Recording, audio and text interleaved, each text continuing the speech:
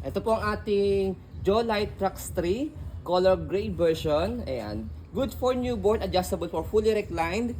Ayan. Up to big kids na po ito. Recommended for 30 to 35 kilogram. Okay? So, this already washed and ready to use. Wala po itong faded, wala siyang discoloration. So, every time na meron kaming ganito, so, lagi ko po siyang sinasakyan to make it sure na kayang-kaya yung gulong for the big kids. Okay? So, ayan, 60 plus kilogram po ako. Okay? So, next natin, pakita natin yung details niya one by one.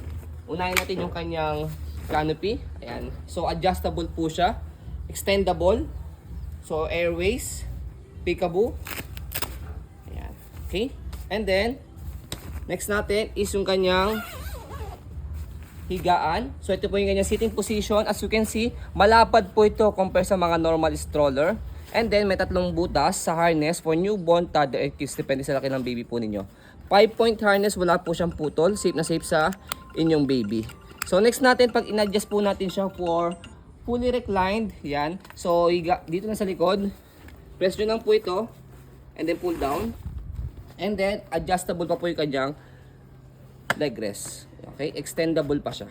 Para mas mahaba pa po siya. Okay? Pag ilalagay naman po, tatanggalin si baby po dito. Press nyo lang po yung both sides sa kanyang front handle. Slide. Okay? Walang stain yan. Okay, malinis na maninis po yan. Winash na po namin yan. Kaya gagamitin nyo na lang po ito. And then, kapag iuupo po itong, o iwababa po itong kanyang leg rest, press nyo po itong dalawang corner dito sa ilalim. And then pull down.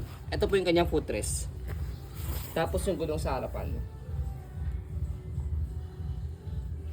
Malinis na pati frame niya. May clean it na po. Wala yung butas mo. Hindi, ito hindi. Ito, this one, hindi naman siya inflatable. Okay? And then, next one is yung kanyang body frame sa right side. Next natin yung gulong niya. Ayan. So, inflatable siya pero hindi siya butas ha. Wala siyang butas. Okay? So, ayan, matigas po siya. Gagamitin nyo na lang po ito. And then, next, sa likod natin, ayan, yung kanyang stopper. Naka-cable na po siya. Para sa tapak lang dito. Naka-stopper na siya. Okay? Sa likod, dito siya ina-adjust kapag gusto niyo po siyang ihiga. Angat niyo lang po ito. Atakan niyo lang po siya pataas. That's it. Next natin yung kanyang basket. Ito Yan. reflectorized. Tapos sa likod, meron siya reflectorized. Ganda. Okay? Sa kabilang side, left side, kanyang gulong. Pati yung kanyang body frame. Again, wala rin yung butas. Ayan, matigas na po. And then, kabilang side ng body frame. Okay na. Ayan. Handle. Okay? Next natin, sa kanyang handle. Ayan, check mo siya kung meron siyang tear. Walang tear to. Ayan, okay. So, wala siyang tear. Okay na okay. So, all in all, okay ang condition po nito. Check natin siya, stroll natin before natin siya i-fold to make it sure na wala siyang problem sa kanyang mechanism. Ayan.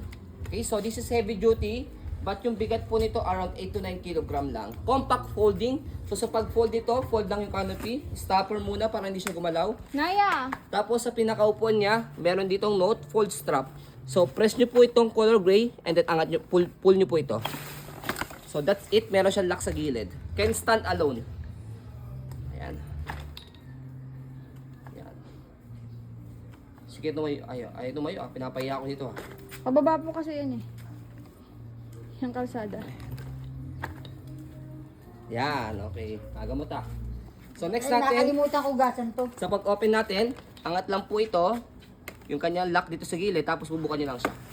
So, that's it.